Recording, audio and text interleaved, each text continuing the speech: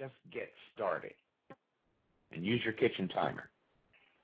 Okay, you can do 10 minutes, and of course the client will, sure, I can do 10 minutes. That's not. So use 10 minutes to get your 1099s together, your tax papers together, your return from your CPA. Just assemble the stuff for 10 minutes,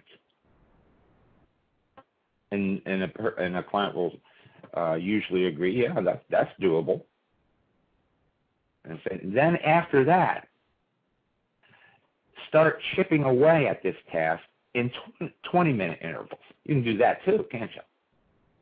Sure. Yeah. Okay. So with it, I mean, you have the option to do it maybe for a half an hour and then take a break. But I would suggest don't do it for more than a half an hour and take a little break.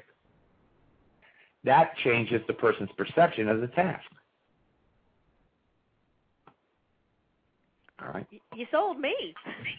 Yeah.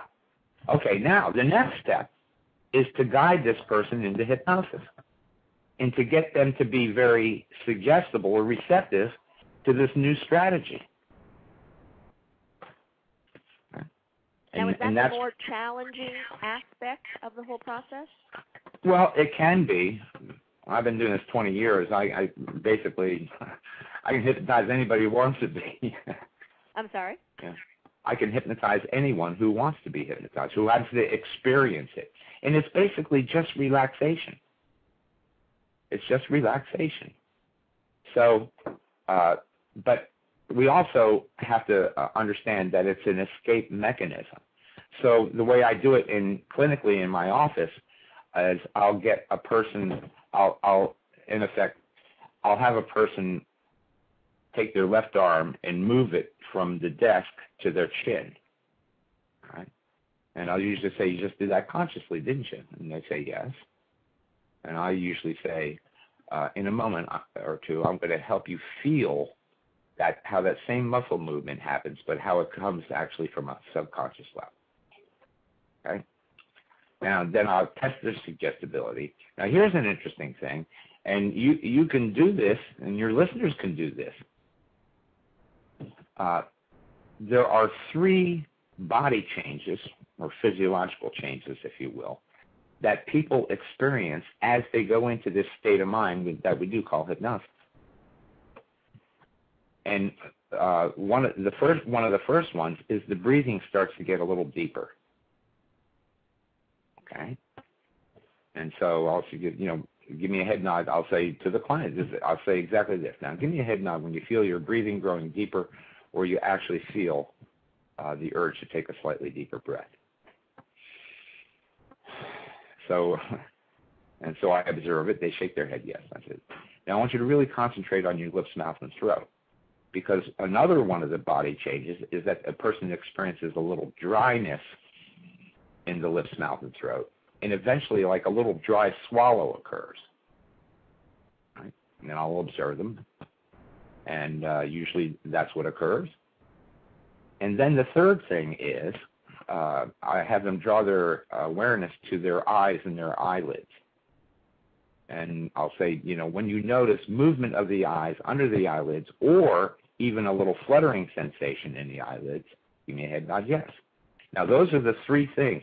So anybody who's got trouble getting to sleep, you do those 3 things. Just do them consciously, and you'll likely put yourself actually in hypnosis.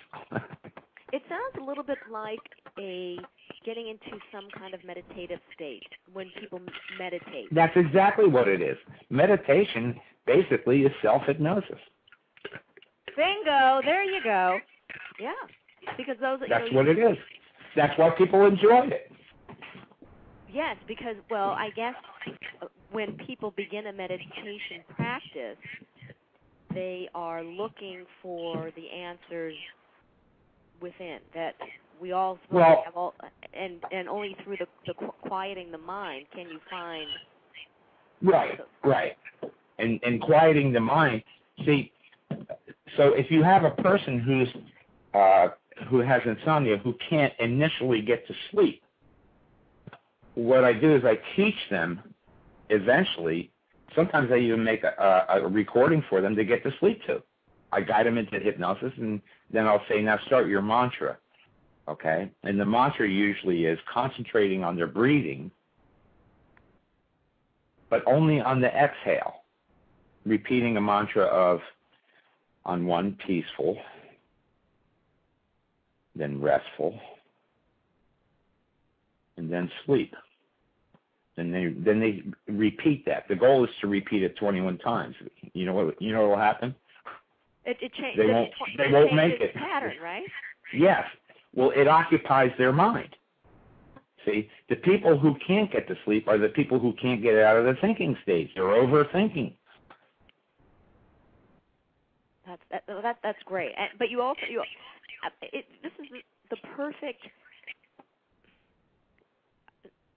elixir, if I may use that, for people to for all kinds of things in their life, whether it's just absolutely, yeah, to help with a challenge that they're experiencing, or to take those few minutes to relax and regroup. But you often hear people say, "I don't have time to meditate," which it actually doesn't take that long.